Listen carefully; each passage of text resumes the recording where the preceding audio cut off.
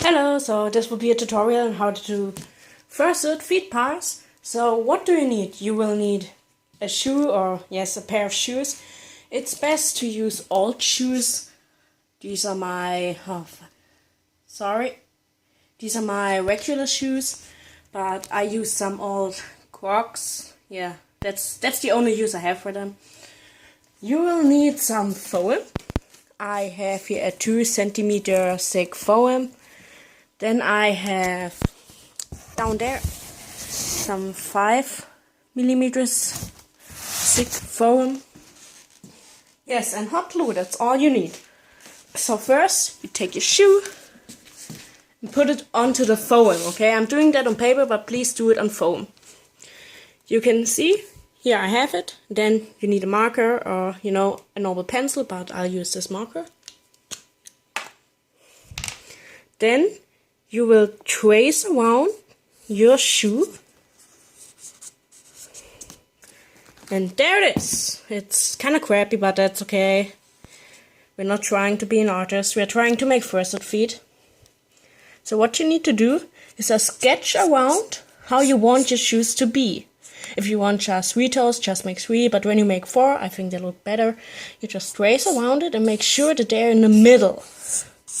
This will be a little bit tricky because, as you can see, the shoe is slightly curved, like that. But you just kind of have to figure it out, how to make it, even. That's really, really tricky. And after that, you will cut it out into 3 layers of foam. See here, I already did that. I already carved them. So I used 2 millimeters on the back. You can see here that it's even. It was kind of tricky, but you can do it. Then I used the 5 centimeter thick foam here. I carved it out. Then I carved some little balls from it. Balls. And just glue them onto it so they get a better shape and you can better see them when the fur is there. And because I thought they would look so, flat atop, because animal feet aren't really flat, they go like in and then a little bit higher. I just put some 2-inch foam here, as you can see. You can still see it goes like this, and then it goes like this. And I put some another 2-inch foam on top of that, so it has, more of a shape. And you do that on both sides. But please always remember which was the left and the right foot. Because if you don't know, you will be fucked. And you will mess it up like me the first time I ever did that. Right now we go to the fun or not so much fun part. It's taping. I'll give you the link of my taping video in the left upper corner. You can just click on it and watch it. And taping is just that you get a pattern of how to fur it. Because if you don't, it will look really, really messy and it looks like a 5-year-old child did it. So you just go ahead and cut some strips off from it and put it around. And after that, you go with a marker, whatever you like. I like to use red because then I see it clearly. And trace the markings of your foot. I want to have darker toes than the actual foot.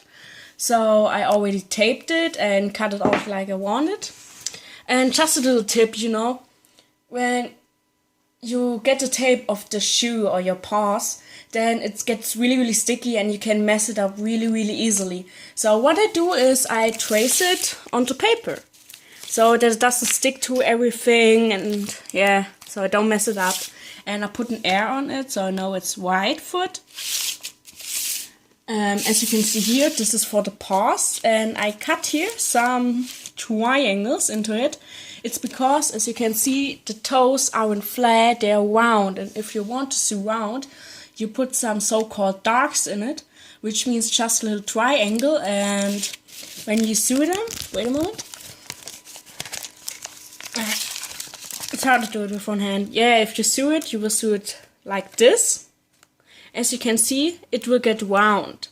It's really, really simple. You don't need to have any experience in sewing. So yeah, I have here the other part. Yeah, I still need to cut that away. And it's just basically for this here, everything for this. Yeah, and as you can see, it's also flat, but when I sew it on these two ends here, it will go around. Yeah, and basically you just have to cut out, but yeah, let's go. First of all, there are two types of fur. Good fur and shit fur.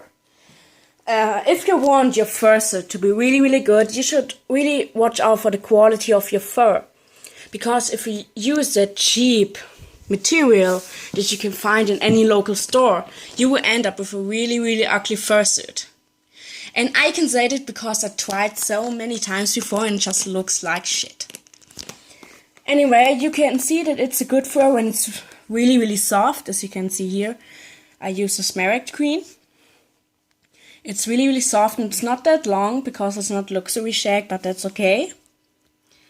There are many, many shops and this fur costs about 70 euros. I think that's about $18 per yard, and luxury shag often costs about $30 per yard, but that's totally worth it, trust me. And you can see that it's good fur that when I trim it down to 1 millimeters, yeah, really, really short, like hella short, you don't see the backing. And when there's light through it, as you can see here, you can see through it. And if you have any fur at home, just hold it into the light, and when you can see through it, just don't make a fursuit out of it, okay? Please. It will look horrible. So I want my toes to be in this type of green. So I have my pattern. And I don't trace it like that. You put it the other way around and you trace it like that. Because if you do it like that, it will come out wrong. Then it will be for the left foot. And I think about 4 different pieces. Yeah, and always remember the sticky or the paper side up. That's really, really important.